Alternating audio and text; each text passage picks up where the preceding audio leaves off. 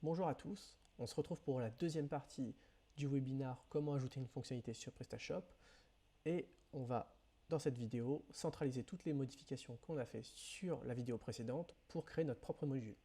Pour tous ceux qui n'ont pas vu la vidéo précédente, je vous conseille, ça va permettre de comprendre quelles sont les modifications qu'on souhaite mettre en place.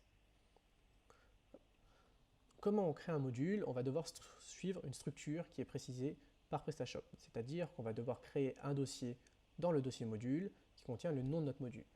Donc on va l'appeler mon module ou premier module dans un premier temps, sachant que vous pouvez lui donner n'importe quel nom. Vous pouvez lui donner Google Analytics, vous pouvez donner Star Commander, mon clavier, peu importe ce que vous voulez. Ce dossier, mon module, devra contenir une classe mon module qui étend de la classe module. Cette classe devrait obligatoirement avoir trois fonctions. La fonction construct, qui va lui permettre d'initialiser tout le contexte du module, la fonction install et la fonction ininstall. Vous pouvez retrouver toutes ces informations-là sur la documentation de PrestaShop qui est vraiment bien faite par rapport à cela. Donc pour reprendre notre exemple, on a notre fichier qui est toujours dans Override qui contient nos dernières modifications sur les paginations. On va pouvoir créer un dossier ici, qu'on va pouvoir appeler par exemple premier module. Hop, on a déjà un dossier qui s'appelle ça, donc j'avais déjà dû essayer de le faire, donc on va pouvoir dire mon module. Dans ce dossier-là, on va créer un nouveau folder, on va créer un nouveau fichier qui va s'appeler mon module.php. Dans ce module-là, on va créer une classe. On va créer la classe mon module qui va étendre de la classe module. Pour reprendre ce qu'on a dit tout à l'heure. On va devoir créer trois fonctions. On va avoir la fonction construct. Hop. On va avoir notre fonction qui va être la fonction install. Et on va avoir une fonction qui s'appelle la fonction install. Donc à partir de ça, on a créé l'architecture globale de ce que doit contenir notre module. Pour gagner du temps, ce que je vous propose, c'est de reprendre une architecture que j'ai déjà faite sur un module qui ressemble à celui-là, sachant que toutes ces informations-là, vous pouvez les retrouver sur la documentation comme je vous ai dit tout à l'heure. Donc là, notre premier constructeur, on va devoir avoir le nom, donc mon module. Pareil, ce nom-là doit être équivalent au nom de la classe. Vous allez pouvoir ici définir dans quelle catégorie de module il va se destiner. Est-ce que c'est de l'analytics, est-ce que c'est du transporteur? Voilà, c'est à vous de choisir pour que l'utilisateur puisse plus facilement retrouver le module. Vous avez une version, de savoir si c'est par exemple la 1.0, la 1.2 ou peu importe, à vous de choisir. L'auteur, si on intègre Bootstrap ou pas, et enfin le nom qui sera affiché. Donc on peut dire mon module et description du module qui est très bien pour une description de module.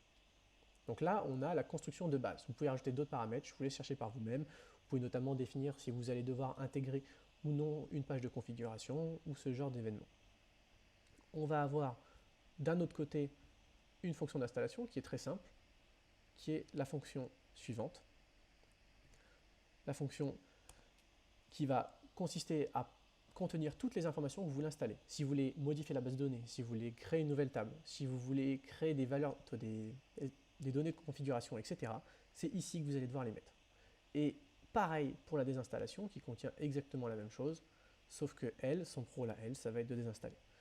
Pourquoi c'est très important de remplir ces données-là? Parce que ça vous permet d'avoir un module propre. Si au moment de l'installation, vous mettez exactement ce dont vous avez besoin et que vous les mettez au même endroit dans la désinstallation, vous allez pouvoir avoir un module qui, une fois désinstallé, n'aura plus aucun impact sur votre PrestaShop. Et ça vous permettra, du coup, de pouvoir l'installer, désinstaller et d'être sûr que plus tard, il n'y aura pas d'impact ou d'effet négatif. Voilà.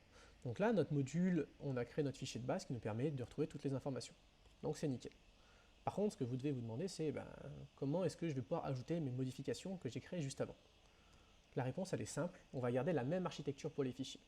C'est-à-dire que notre fichier se trouve dans override class customer. On va le copier dans notre module, le nom du module, override class customers. Nous, dans notre cas, on a notre fichier qui se trouve dans l'architecture. Attendez que je retrouve l'override, qui est dans override class controller admin. Donc on va prendre ce fichier, on va aller dans notre module et on va créer l'arborescence qui correspond, c'est-à-dire override class controller. Hop, et on va pouvoir le copier ici. Donc là, ça signifie qu'en fait notre module va, au moment de l'installation, copier ce fichier-là dans override class controller admin. Donc il faut bien prendre en compte que seul le fichier override sera copié, si vous créez, le dossier, si vous créez d'autres dossiers, ils ne seront pas copiés. Il faut bien faire attention à ne pas faire faute d'orthographe, sinon la copie ne se fera pas. Ce qu'on peut du coup faire, c'est se dire que dans notre dossier override, maintenant, on peut supprimer notre ancienne fonction, parce qu'on n'en a plus besoin. Et on a du coup notre première version du module. Comment on va pouvoir tester ça? On va pouvoir tout simplement retourner sur la page d'avant, voir que ça a bien repris les informations qu'on avait avant et qu'on a plus notre 5. Donc là, jusque-là, on est nickel.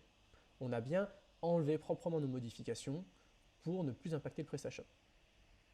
Ce qu'on va ensuite essayer de faire, c'est de se dire qu'on va installer ce module. Donc là, on se retrouve sur la liste de... On va aller dans un premier temps sur le catalogue. Donc il faut bien différencier les deux, un catalogue et module manager. Tant que le module n'est pas installé, il sera dans le catalogue. Donc pourquoi? Parce que ça vous permet en fait de retrouver la liste de tous les modules, plus ceux que vous voulez installer. Hop. Donc là, je vais chercher mon module, tac, et j'ai bien mon module qui apparaît, c'est-à-dire avec la dernière création que l'on vient de faire. Je vais l'installer, et on va pouvoir voir ensemble les différents impacts. Donc le premier impact, c'est de dire que maintenant, si j'actualise mon arborescence et que je retourne dans Override, hop, j'ai un admin contrôleur qui correspond bien exactement à ce que l'on avait et qui nous permet ici de savoir quel est le module qu'il a installé et à quel moment. Donc on se retrouve avec le même fichier qu'on avait tout à l'heure. Et maintenant, si l'on retourne sur nos commandes et qu'on actualise, on va pouvoir avoir l'information en bas sur l'affichage. Et vous savez du coup maintenant comment créer un module. Ça va aller plus loin que ça parce que c'est pas la seule manière de créer des modules. Dans le sens où là on a vu comment override, mais vous avez d'autres manières aussi très propres de le faire qui consistent à utiliser des hooks. La modification que je vous ai présentée concerne essentiellement les anciennes versions de PrestaShop, c'est-à-dire du 1.5, du 1.6. Vous pouvez encore le faire en 1.7, mais c'est voué à disparaître. Pourquoi? Parce que PrestaShop vient d'intégrer Symfony, ça complexifie tout ce système-là, et surtout, il voudrait qu'on s'axe plus sur les hooks. Qu'est-ce qu'un hook? Un hook, c'est une fonction ou un élément qui va être ancré à différents endroits dans le code sur lequel on va pouvoir scabler. Et ainsi, plutôt que de changer la fonction en elle-même, on va seulement rajouter un comportement dessus. Si vous voulez vous intéresser à ça, je vais sûrement faire une nouvelle vidéo. Je vous conseille de pouvoir regarder la documentation qui est très intéressante et qui vous permet de savoir tous les hooks. Et ensuite, on pourrait poursuivre l'amélioration de ce module en ajoutant une page de configuration sur l'interface admin. Elle pourrait par exemple dire qu'à l'installation, par défaut, je voudrais que par défaut, ce soit 100, 150 ou même rajouter d'autres valeurs sans modifier le code. Voilà. J'espère que ce webinaire en 2 vidéos a été totalement clair pour vous. Si vous avez des questions, n'hésitez pas à me contacter sur LinkedIn ou via mon adresse mail. Sinon, je vous souhaite bon courage sur PrestaShop. Salut!